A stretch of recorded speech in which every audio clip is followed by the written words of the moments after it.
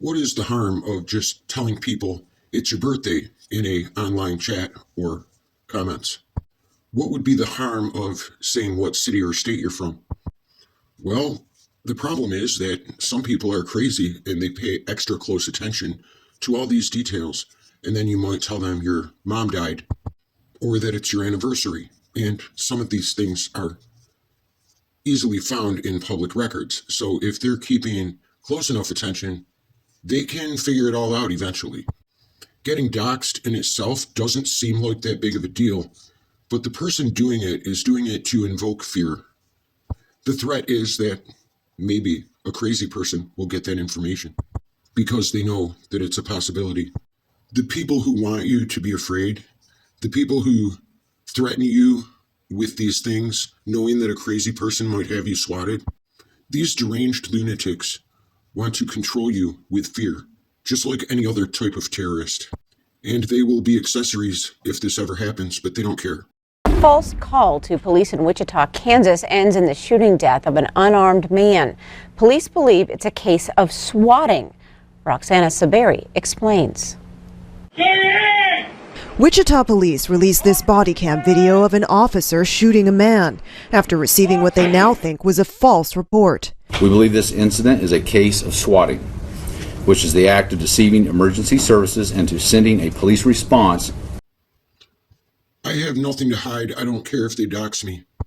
I keep hearing people say that, but the whole point of doxing is to invoke fear. The person doing the doxing is threatening and doing it to invoke fear of a crazy person getting the information and possibly going too far with it, even if it's not the person doing the doxing. It is a form of online terrorism. Just the action of sending something to somebody's house like coleslaw or whatever, and by the way, coleslaw hasn't been original for years now, but whatever. Just doing that is meant to invoke fear. It's meant to tell that person, I know where you are and I'm watching you. Maybe I'm just outside. You'll never know. Maybe I'll swat you next. Who knows what they're going to do, really. It is a growing problem across the country. The term refers to a hoax 911 call with the goal of diverting emergency resources to an unsuspecting person's home. On News 2 at 4, we told you about a victim who found himself in the middle of a swatting call after he refused to give up his Twitter handle. He was part of a nationwide crime spree targeting people with rare usernames worth thousands of dollars.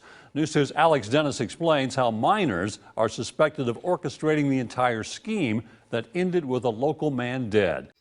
Unfortunately, the people who spend all of their time online watching these doxers and online bullies are the type of people who have been rejected from their families and friends because they're already whack jobs.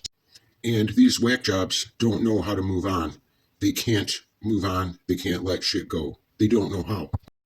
People like this need to invoke that type of fear to feel superior because that's all they have in life. And they don't care who they're putting in danger. They will put people's families' information out there.